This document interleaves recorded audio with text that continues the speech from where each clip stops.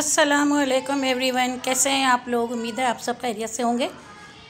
आज मैं आपके साथ फ्राइज़ की बिल्कुल न्यू रेसिपी शेयर करूंगी। इसे आप तलने के बाद 1 घंटा भी अगर आप ऐसे ही छोड़ देंगे तो जब भी ये नरम नहीं पड़ेगी, ये इसी तरह क्रिस्पी रहेगी। इसकी कुछ टिप्स और ट्रिक्स हैं, उसको आप फॉलो कीजिएगा तो इंशाल्लाह आपकी भी बिल्कुल इसी तरह बनेगी। तो इससे आप ट्राई कीजिएगा और मुझे कमेंट्स में बताइएगा कि आपकी फ्राइज़ किस तरह बनी है। तो चलते हैं रेसिपी की तरफ। मैंने 4 आलू लिए हैं, उनकी फ्राइज़ काट लिए।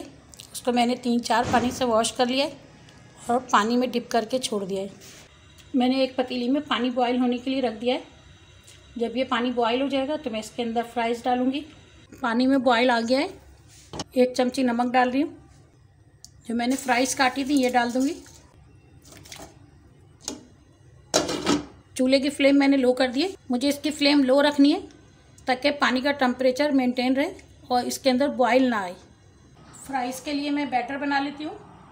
ये मैदा है, 2 चम्मच मैंने मैदा लिया है। 1 चम्मच बेसन है, 1 चम्मच कॉर्नफ्लोर है, आधी चमची नमक है। नमक आप अपने टेस्ट के हिसाब से डालिएगा। 1/4 चमची कश्मीरी लाल मिर्च है, 1 चमची चिली फ्लेक्स है, 1 चमची चिकन पाउडर है। इन सबको अच्छी तरह से मिक्स कर लेंगे। आधी चमची काली मिर्च पाउडर है। इन सबको डाल के अच्छी तरह से मिक्स कर लेंगे। फ्राइज़ चेक कर लेते हैं।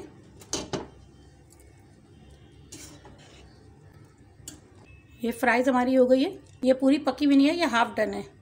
फ्लेम ऑफ कर देंगे और इसका पानी मैं निकाल लूँगी। फ्राइज़ हमारी गर्म हो रही है। हमें गरम पे ही ये मसाला लगाना है। इसको ठंडा नहीं होने देना है, हमें गरम में ही मसाला लगाना है।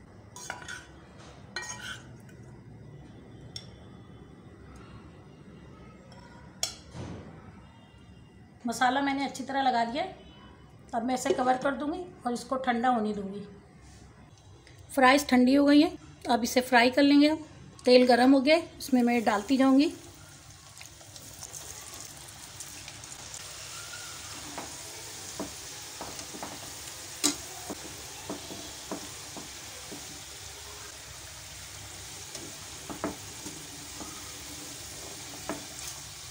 ये बिल्कुल क्रिस्पी बनी है चिप्स हमारी।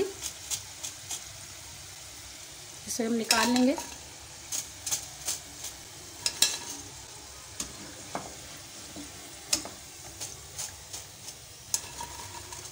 ये हमारी क्रिस्पी फ्राइज़ तैयार है। इससे आप ज़रूर ट्राई कीजिएगा।